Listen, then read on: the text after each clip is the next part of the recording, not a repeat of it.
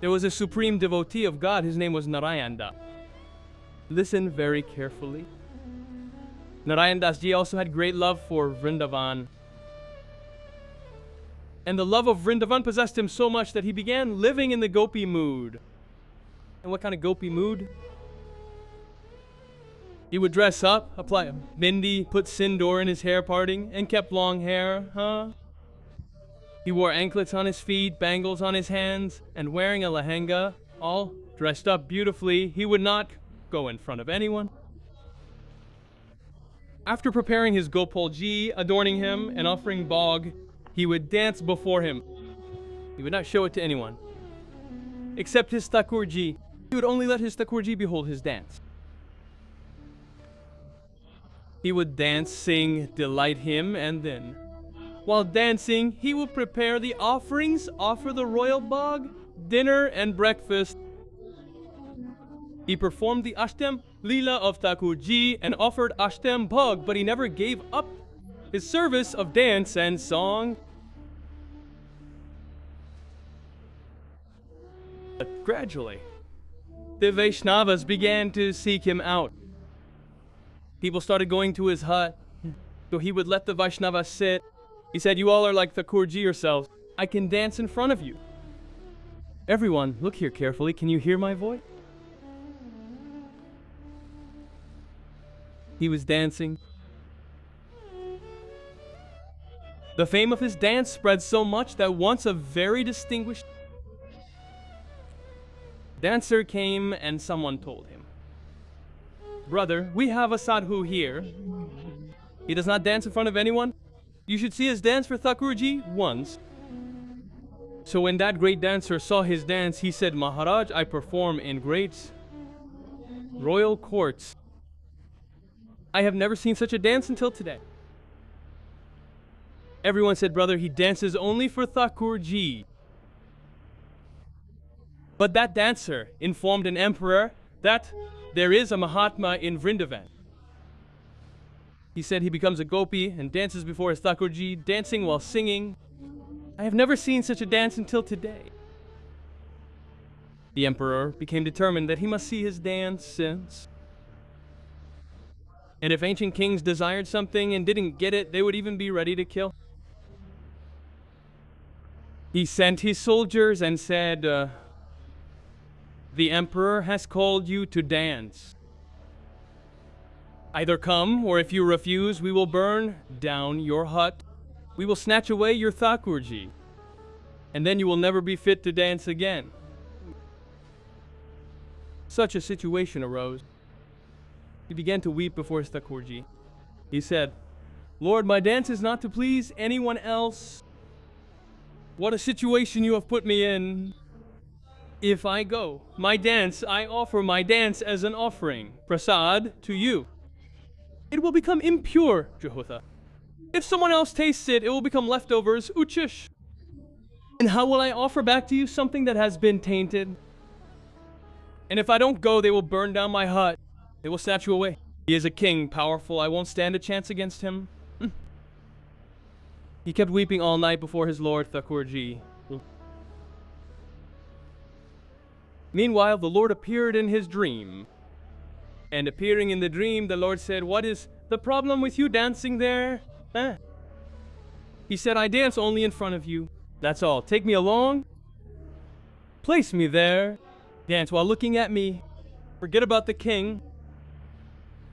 Then he says, "Lord, that place is not worthy of you. He is a king. He eats meat too. He drinks alcohol too. Who knows what kind of conduct he has? What kind of place it is? Dancers come there. Who knows what kind of behaviors happen there? I will not take my Lord there." This is the nature of a Vaishnava. He does not prioritize performance over his Lord. For the sake of his Lord's service, he will even renounce the greatest festivals. He will renounce the highest titles, but he does not just put his Lord anywhere. He said, "This will not do. I will not take you." Then the Lord said, "If you don't go, these people will destroy your hut."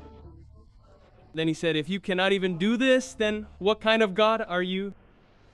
To this day, I have never asked you for anything. But tell me the solution. How should I handle this? And the Lord said, look, you are wearing a tulsi garland around your neck, and this tulsi is my own form. So you won't take me, but you will wear this tulsi garland. Place them on a throne and, considering them my form, experiencing me, feeling my presence, perform your dance. The dance will happen, it will be before me, and your commitment will also be kept.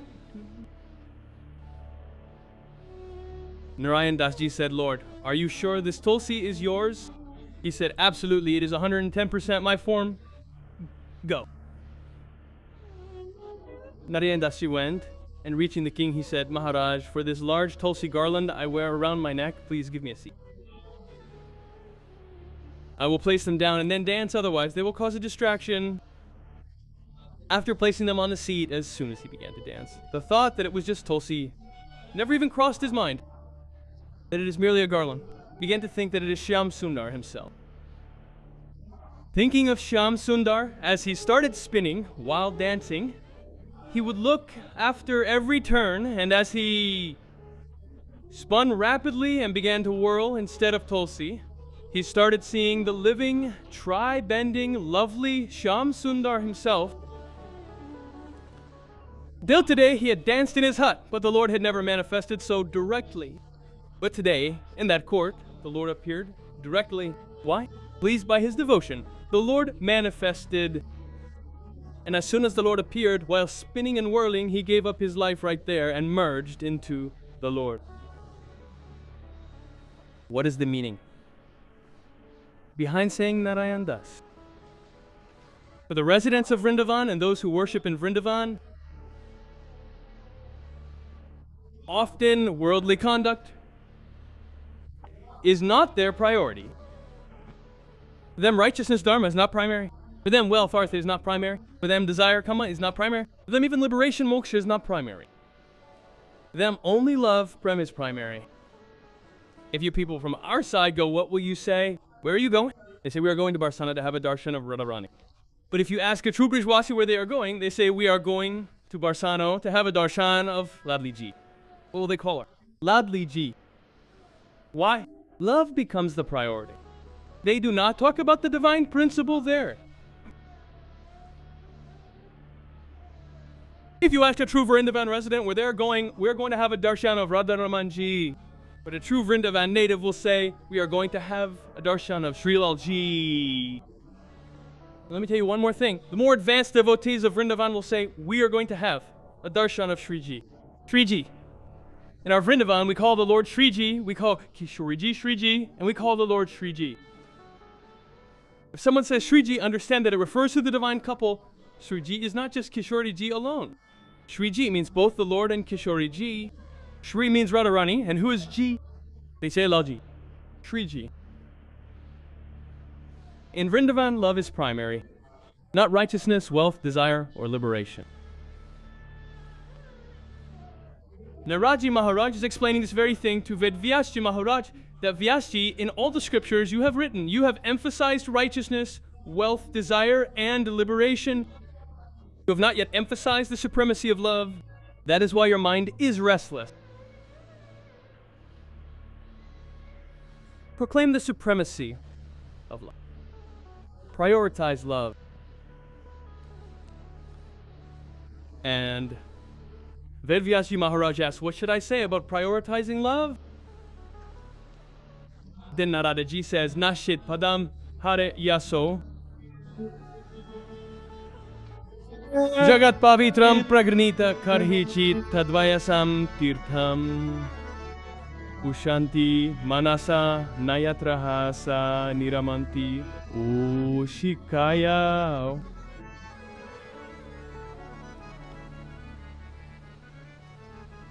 In all the scriptures you have written, you have described the glory of the Lord. You have described the influence of the Lord, not his nature. When a girl's family goes to see a boy for her marriage, what does the girl ask when they return? How was he? And what do the family members say? He has a very good home. They have a very nice car. He has a job. He earns 1 lakh a month. His height is also good. He is 6 feet tall. He wears very nice clothes too. He's a bit simple, but otherwise everything is good. His mother is very nice. The girl says, "Father, why are you telling me these external things? Tell me about him. Tell me about his inner qualities."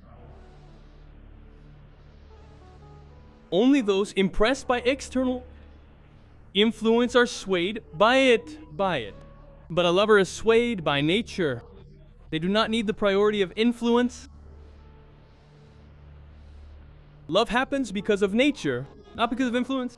Influence leads to attachment, while nature leads to love. Are you understanding my point?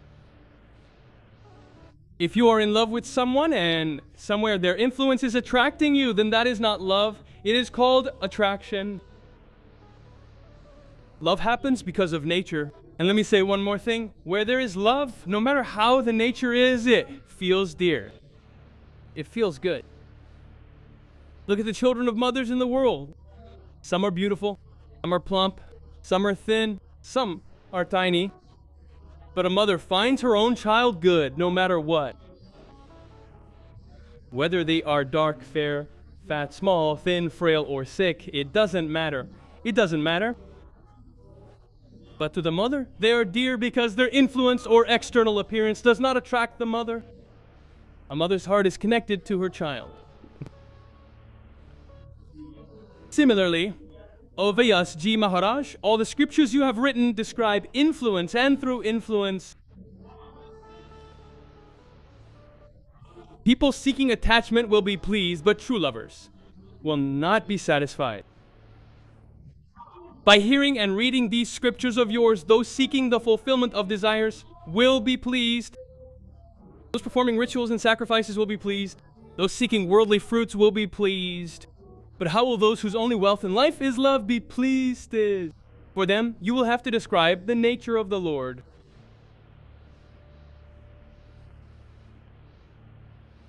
In our Braj we say, "Lala, you are God." Thakurji said, "Why Madhumangal? Why are you asking this?"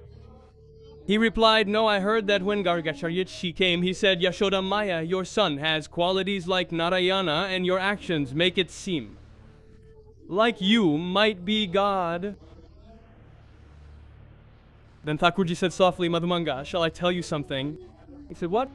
"I am the Supreme, I am indeed God."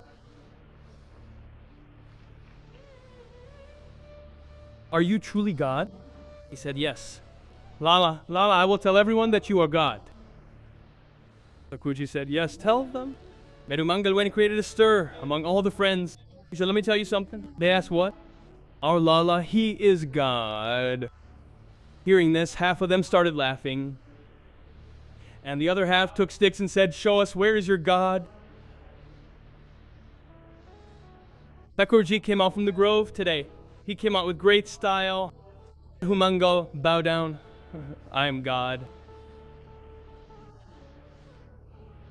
They did not believe it. They did not accept it. One day, such a pastime appears in the Bhagavata that once a vigil, Jagran, took place. Nanda Baba organized a Jagran in Braj. The meaning of staying awake all night isn't just for a ritual. That isn't the only meaning of Jagran. Jagran means staying awake all night to remember one's beloved deity. That is Jagran.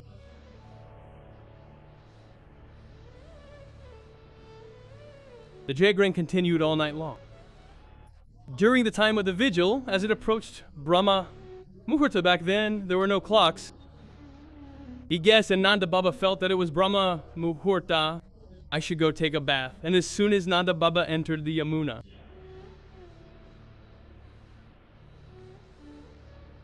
immediately the messengers of Yama took him, because while it doesn't happen now, there is a specific time to bathe in rivers.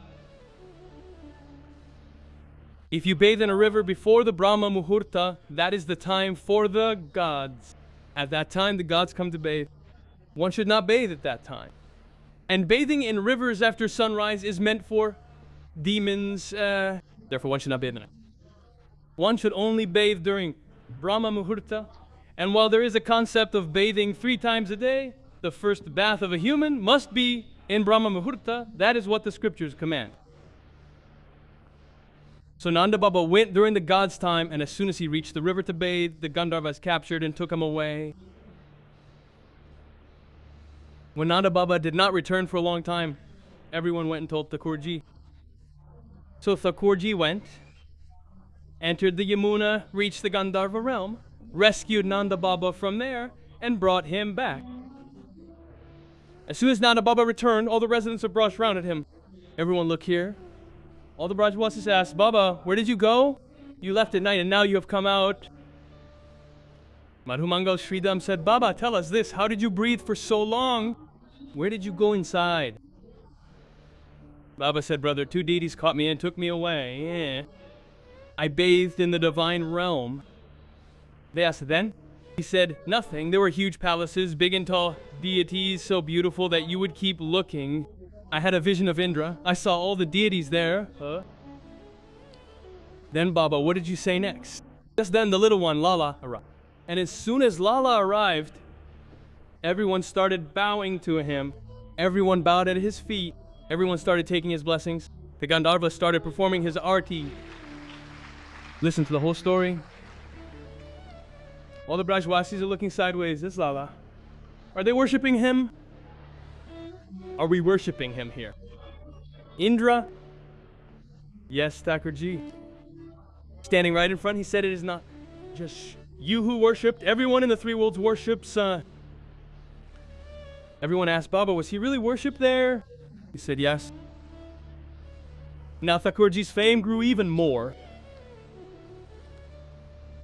Now Maharaj, invitations started coming from every house. Lala, come to our house to eat, come to sleep, come to drink sherbet, drink buttermilk. Now Thakurji is telling Madhumangal, in today's language, take appointments for where I need to go. Thakurji's fame in Vrindavan grew so much that even the deities know him. One day, all the Brajwasis said, Lala, are you truly God?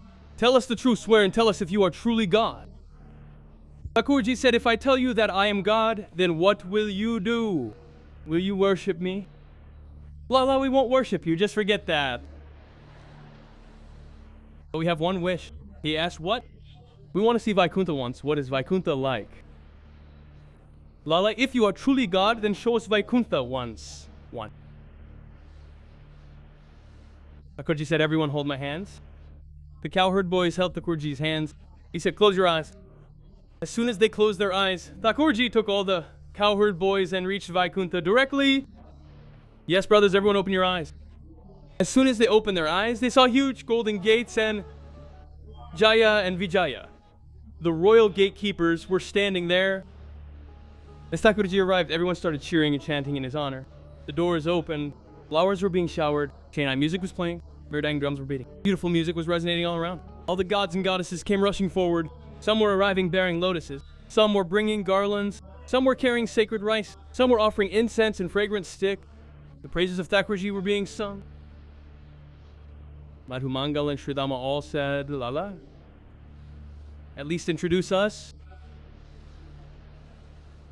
Thakurji said, look, there stands your Indra, whom you have been worshipping for so many years. That is Indra, standing there. They asked Lala, is that Indra? He said, yes, let us sit on his elephant once.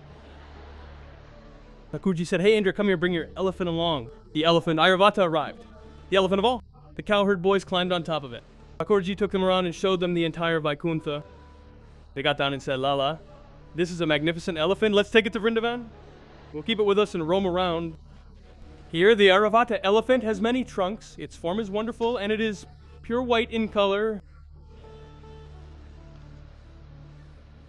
The Brajwasi said, Lala, we have heard that Brahma has 4 faces. Show them to us once. Thakurji called Brahmaji, and Brahmaji arrived. As Brahmaji approached, Madhumangal and Sridhama went and touched him, checking his faces to see if they were real or fake. Lala, these are real. Thakurji took them everywhere and made all the gods and goddesses they wanted to meet appear before them. They enjoyed wonderful offerings and traveled everywhere with Thakurji, seeing the rivers, ponds, animals, and birds. They saw every single corner of Vaikuntha with Thakurji. After roaming everywhere, the Brajwasis became tired. Tired, they said, Lala, now let's go to Vrindavan. Take us back now. Thakurji said, brothers, listen, I have had chambers open for you all, and it is the rule of Vaikuntha, which I forgot to mention, that once someone comes here, they never leave. Now you all stay here in Vaikuntha. What is the harm in that? These Urvashis and Gandharvas will all remain at your service. The gods and goddesses, whenever you say Indra will come, Brahma will come, they will all serve you. Just stay here. Just stay here. As soon as they heard this, the residents of Braj began to cry. They fell at the feet of the Lord, Thakurji. They said, Lala, you may even ask for our lives. Whatever you say, we will give it to you. Tell us that from today onwards we will worship you and perform your daily arti, but please take us back to Vrindavan. We cannot live in Vaikuntha. Vrindavan alone is dear to us, Lala. The eyes of the Lord became filled with tears. Pointing towards all the gods and goddesses, the Lord said, you people are surprised as to why the Lord loves these Brajwasis so much? Look. Damanagrihanti, this is that state of devotion where I am ready to give Vaikuntha, yet they do not want it. Why? Vrindavan is dear to them. Amuliji is dear to them. Govardhan is dear to them. Oh, the Lord did not go very far, just to Mathura. It is 6 kilometers from Vrindavan. Not a single Brajwasi went there. Although their very souls reside in Shri Krishna, they would let their lives leave for Shri Krishna, but they themselves cannot leave Vrindavan. The residents of Braj love Vrindavan this much. That is why the Gopis say this very first word in the Gopi Geet. Geet. Jayati Tim.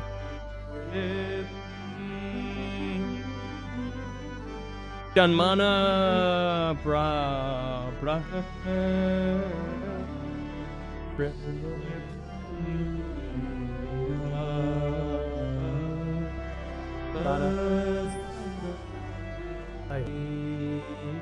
Listen to one thing of ours very carefully. A loving devotee has 3 types of love. When they become proficient in those 3 types of love, that is when the Lord grants them the 4th love.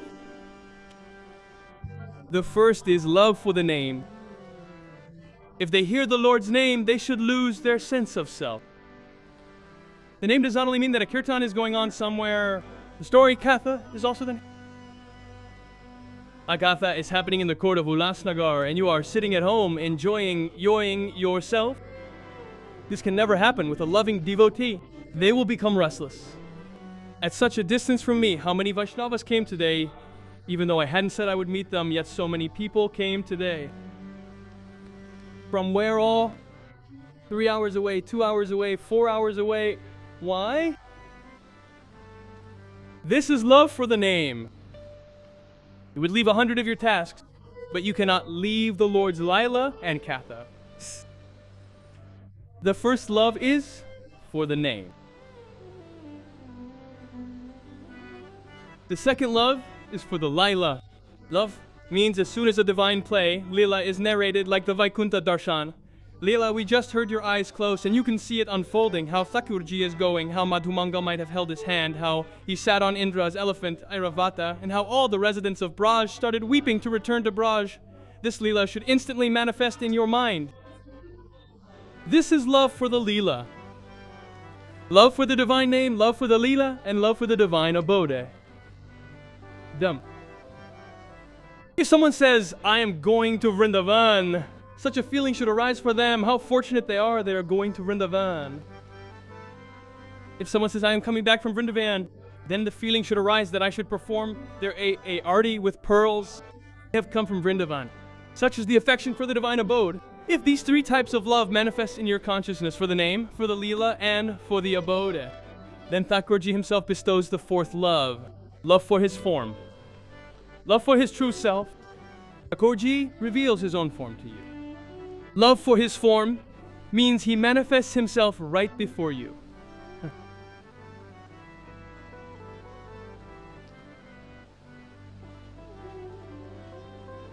That is why, brother, everything in Vrindavan is the opposite. In Vrindavan, Dharma, Artha, Kama, and Moksha are all set aside. Only one word prevails, love. love. Today Naraji is saying the same to Vedvyas-ji. Or Vedvyas-ji. You describe love. You have described Dharma, Artha, Kama, and Moksha. Now describe the inherent love of Thakurji. And it was to describe that inherent love that the Srimad Bhagavad Samhita was composed by Vedvyas-ji. Hail to the Bhagavad Mahapuran. Srimad Bhagavad can grant knowledge. Srimad Bhagavad can also grant detachment and renunciation. But if you haven't attained love from Srimad Bhagavad, you haven't attained anything at all. When humility, love, spontaneity, simplicity, and purity arrive, only then understand that you have taken refuge in the Bhagavad. Often those who take refuge in the Bhagavad become overly intellectual. Often those who take refuge in the Bhagavad become overly detached. They become overly renounced. They become overly indifferent to worldly ties. But one who takes refuge in Srimad Bhagavad becomes a lover. Primary. They become drenched in love.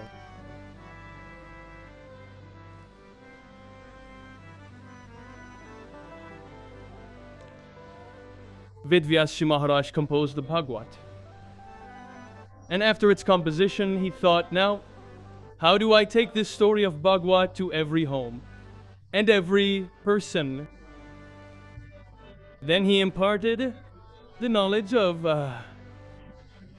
Srimad Bhagavad to his son, saying, Yam pravrajantam anupitam. The pain of separation. Oh, my son. Ang sarva bhuta hridayam, Muni man.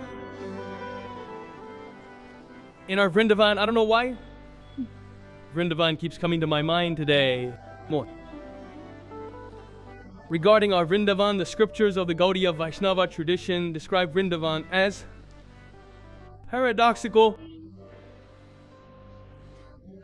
Here no means yes, and here yes means no.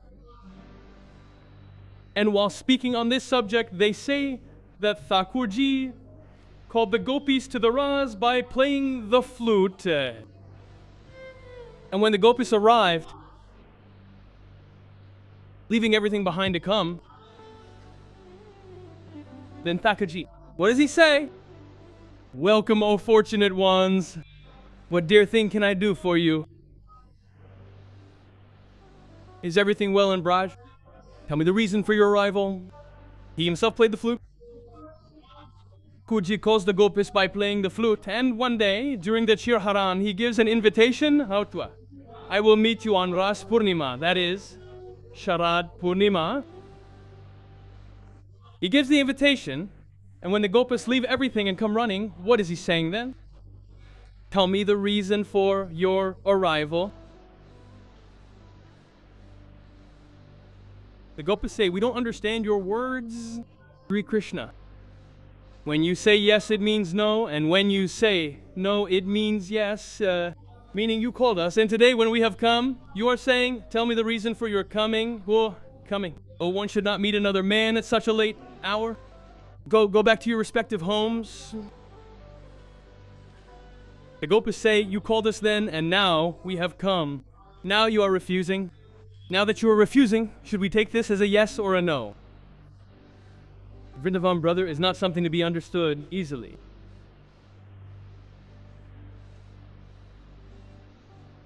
Thakurji said, if a guru calls, or a person calls, or a man, or a great soul calls, one should go.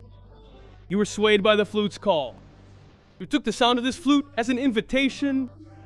But the gopis of our Braj have become very clever too. The gopis say, Thakurji, listen to us. He asked, what? The whole world obeys the command of Brahma. How many mouths does Brahma have? 4. And we have come by obeying the words of that which has 7 mouths. That which has 7 mouths. Oh, this flute is even superior to Brahma? It has 7 mouths. Why should we not obey its word? We have come only by obeying its word. There are 6 holes for notes and 1 hole for the breath. How many holes are there? 7. Meaning it has 7 mouths. The Gopis say the world obeys Brahma because he has 4 mouths. 4 mouths. We have come by obeying the one who has 7 mouths. What wrong did we do?